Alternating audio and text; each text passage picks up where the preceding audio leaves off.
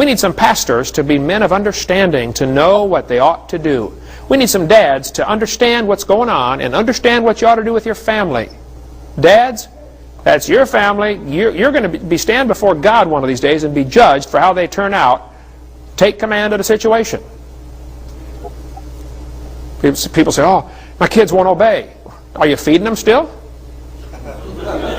Are you clothing them? Are you giving them a place to sleep? Hey, if they're going to sleep under my roof and eat my food, they're going to do what I say. Amen. Period. Okay. My 3 kids all turned out serving the Lord, all working for me in my ministry. Now, they're not perfect by a long shot, but they can tell you, boy, when Dad said it, he meant it. This is the way it's going to be, son. You're not going to do that in my house. Oh, yeah? Yeah. I'll show you. I'm paying the bills. You know, as soon as you want to take over the bills, then you can take over the control. Meanwhile, shut your mouth. I think it's time to get motivated, folks. This part I have so much problems with. Now, if anybody's been following my story, they'd know I've raised 4 children. Kind of followed part of this philosophy. If you live in my house, you follow my rules. If you followed along, you'd see that the father of my children felt he knew what was right, and he has a cross in his house, and he had this rule, follow my rules. Well, his rule was, don't ever listen to your mother. And so, because the children lived in my house, if I did any discipline, if I said, if you don't want to follow my rules, then they went out into the world, and you know who was influencing them? All of the evilness. So basically, what this guy is telling you is, if you give your children the option, which, look around us, a lot of people have said that, you know, throw away your children. Let them out into the world. Don't feed them. You know, if you want to follow, you know, what's right and wrong, follow what I say and believe is right or wrong, or leave. You know, they abandon their children unless they obey what I have to say. You know, then there's the discipline. From my experience, if I disciplined, that didn't work because they've been taught by their father how to be abusive. So if you discipline, then your children will come and be physically abusive towards you, from my experience. So with the 4 children that I have, letting them go out into the world sort of made them be more influenced by the negative shit that's out there. So that didn't help them. When I had enforced rules and discipline, that caused more abuse on me. And when you're dealing with abuse, you can't work. If you don't work and have a lot of money, then you're not the one that knows it all. Society has a way of saying, look at the level of income. Look at, she's on a disability, on a welfare. She knows shit. So don't listen to your mother. Listen to the rest of the world. Now, I have had one child that is very successful, and she is turning out to be very impressive from my perspective. And what I found that's right is to be patient with your children.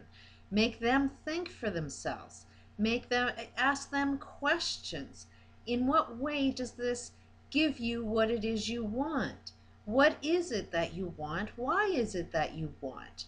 It seems when you can be still with your children, when you can have more love and compassion, when you can have understanding for why they are doing the things they are doing, and you can communicate with them logically, get them to see why they are doing the things they are doing, get them to come up with their own solutions, and be patient with them. And you know what? These kids will figure it out. They will come up with their own answers. But that's only through love and understanding and a great deal of patience and open communication and the willingness to be wrong. I am not perfect, but I sat there and had the conversations with this last child. And she has taught me more about life because I was willing to listen to her through open communication to see what it is she wanted and have understanding. Does this make any sense? And if I want any advice, I go to my children and say, okay, now with your logic, how does that make any sense? And she's always given me very good advice, and she's very connected with herself, and she really trusts her own mind and is not influenced by other people. And she's making some damn good decisions. And she's not influenced by the negative world out there. She's living the most peaceful life. She's doing what she wants to do. She's working with nature. She's riding horses. She's influencing other children on how to be right, by living a better life. She has no hate inside her. She's doing so well. How? How did this child turn out to be doing so well?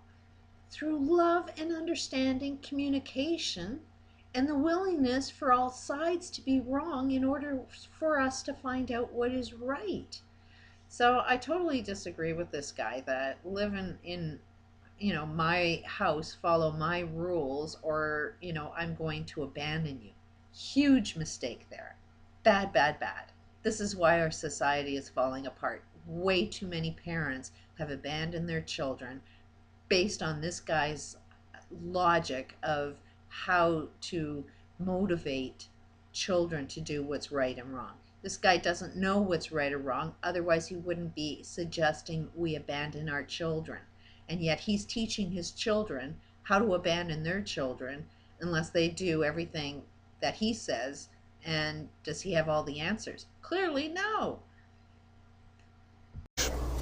There's a real serious problem coming, looming on the horizon. We're going to see real serious trouble in America. What do we do? Well, the first mention of Caesar in the Bible is in Matthew 22:17. Tell us, therefore, what thou thinkest. Is it lawful to give tribute unto Caesar or not? Jesus was born under Caesar's control. What did he do? He ignored him. Just go win souls. So 12 things we need to do. Number one, you need to realize God's in control. He's the potter. We are the clay. Shut up. Sit still. Let him do something with you. Amen. Okay? Be still and know that he is God. Let him put you where he wants you and make out of you what he wants, whatever he wants to make out of you.